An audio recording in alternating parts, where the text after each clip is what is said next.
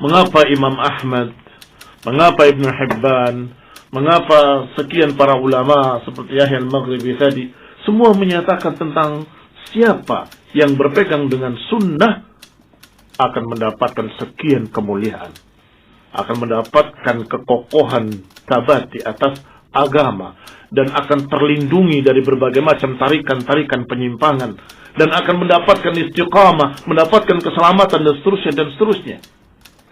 Ikhwani fillah azakumullah. Allah Subhanahu wa taala sudah mengatakan dalam Al-Qur'an, dalam ayat yang sering kita baca, ya ayyuhalladzina amanu taqullaha haqqa tuqatih. Wahai orang-orang yang beriman, bertakwalah kepada Allah dengan sebenar-benarnya takwa.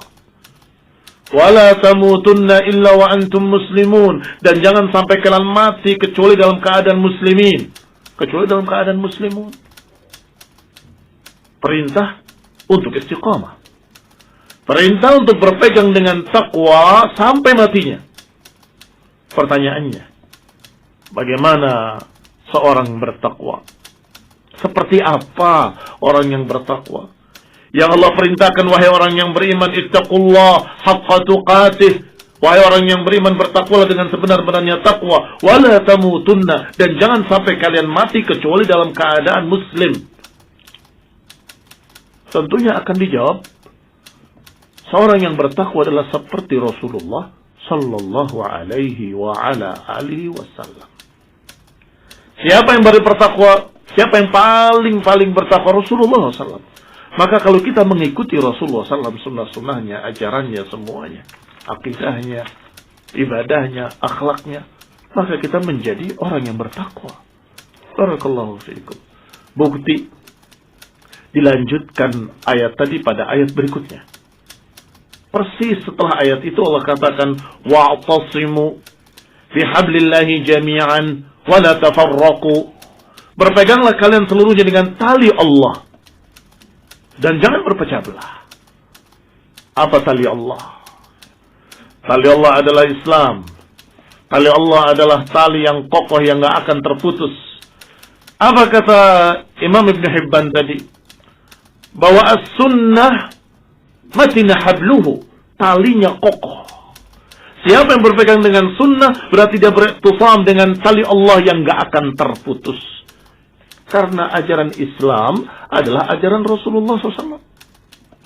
Ajaran Islam adalah ajaran-ajaran sunnah yang diajarkan oleh Rasulullah SAW. Imam Al-Barbahari dalam kitabnya Syarhus Sunnah berkata, Al-Islam huwa sunnah, wa sunnah hiya al-Islam. Islam itu adalah sunnah, sunnah itu adalah Islam. Ikhwani fillah a'azzakumullah, pahami ucapan Imam Al-Barbahari ini dengan baik kalau kita memahami sunnah dengan makna yang benar. Sebab sebagian orang mengira bahwa sunnah yang dimaksud adalah perkara yang tidak wajib.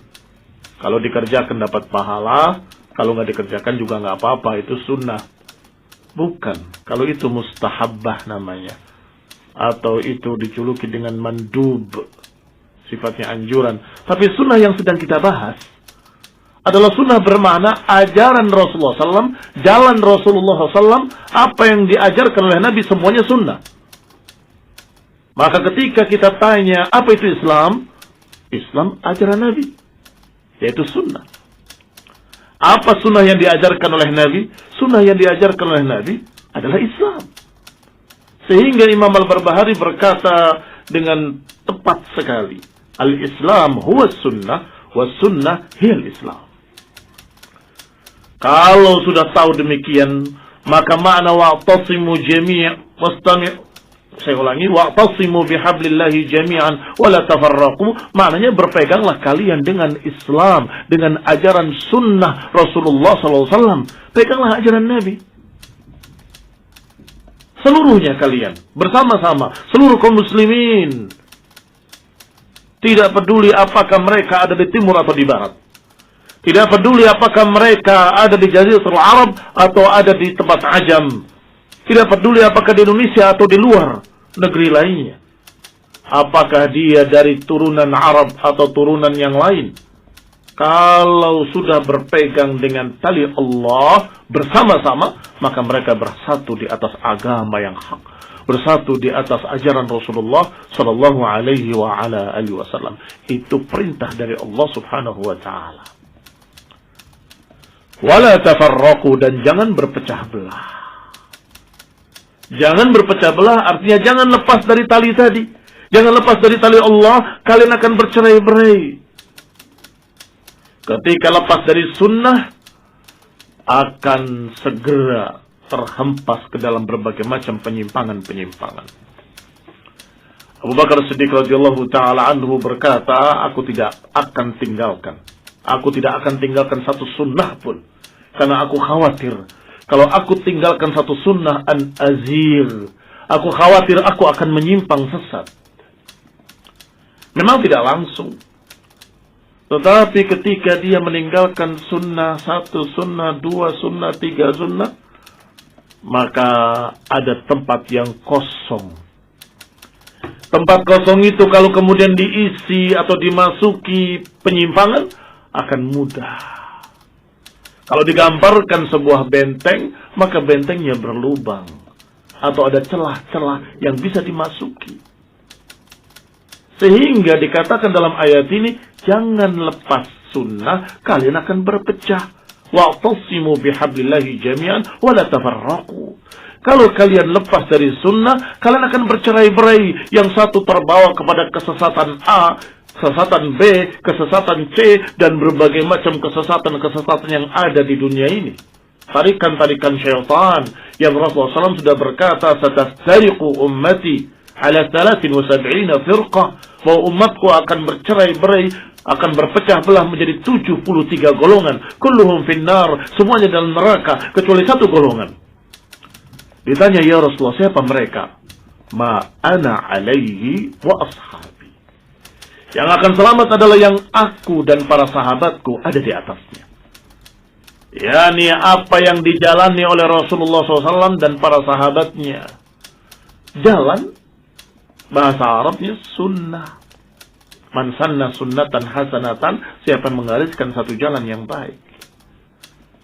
Maka kalau dikatakan yang selamat adalah ma'ana alaihi wa ashabi, maka jangan ada yang sok mengklaim itu adalah kami, itu adalah kami, itu adalah saya, itu adalah saya.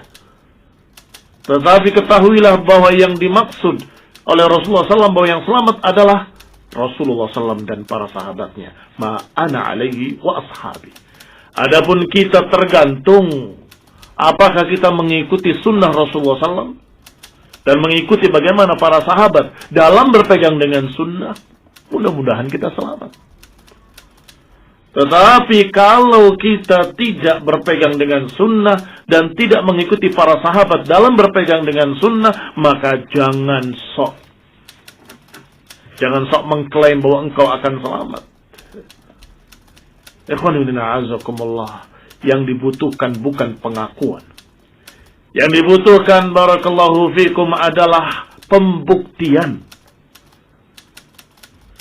Yang diperlukan bukan angan-angan. Laisal Islam bitamanni. Islam itu bukan tamanni, bukan dengan angan-angan. Tetapi dengan sesuatu yang ada dalam hati, wasadaqatul a'mal, dan dibenarkan oleh pengamalan. Keyakinan yang benar dibuktikan dengan pengamalan yang benar. Itu Islam. Sehingga barakallahu fikum, berlomba-lombalah untuk mengikuti sunnah dan mengikuti para sahabat dalam menegakkan sunnah. Bukan berlomba-lomba untuk pengakuan, tapi berlomba-lombalah untuk pengamalan. Dan berdoa pada Allah Subhanahu wa taala, mudah-mudahan kita diwafatkan di atas sunnah.